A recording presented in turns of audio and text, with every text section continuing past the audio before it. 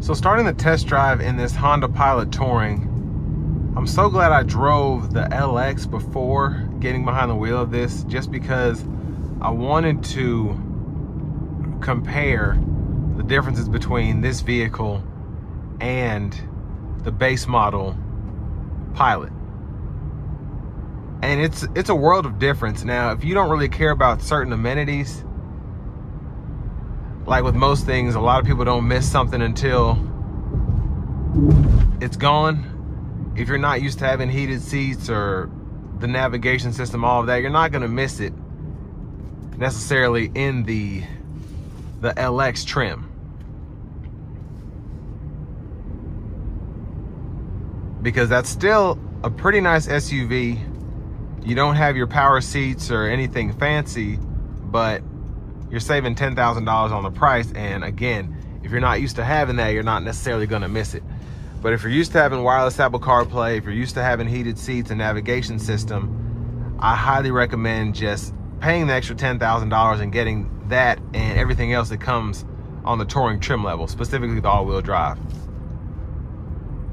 Because the LX I drove had all-wheel drive too. They all drive the same. But I just feel like with this one, having the different drive modes makes a huge difference. Now, in the LX I drove, I didn't have trail, I didn't have sand. I think I had tow, and that one had a tow hitch. But I also, this one, like I said earlier, has a sport mode, but I thought that's what tapping the button did. But it seems like it's two different drive modes, so leave a comment if you can, if you know what the difference is. It just seems they seem like they're both sport modes, but they're different sport modes, and that's very interesting to me. But of course, this one knows how to lay the power down. Just the Pilots in general having that 285 horsepower system. So it does tend to want to shift a little hotter with the S on. Let's see what it does when I put it into actual sport mode.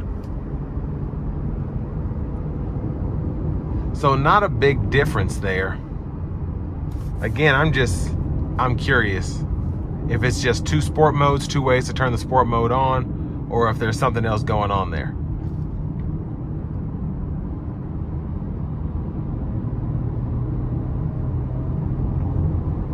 But still in sport mode, pretty peppy. Love how it pulls.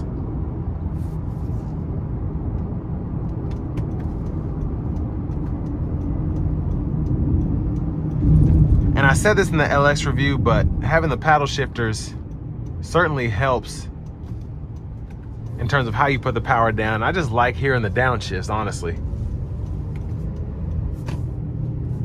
And not the snappiest transmission, but it does what you tell it to most of the time.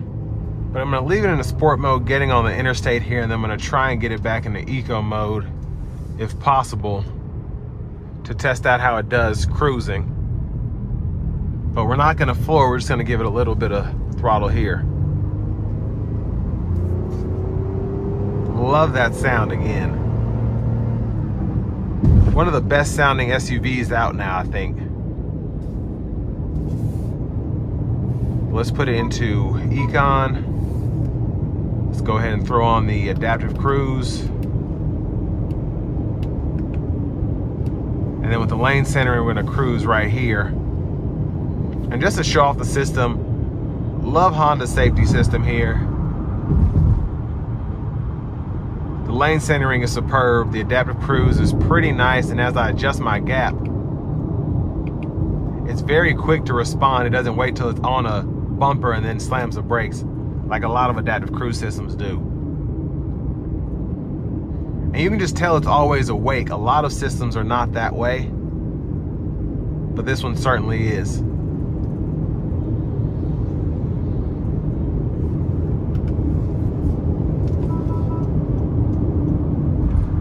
But in terms of competition, you have the Traverse. I don't think it's necessarily a Yukon or Escalade competitor, but I do think that it's kind of smack dab in the middle of both of those, just because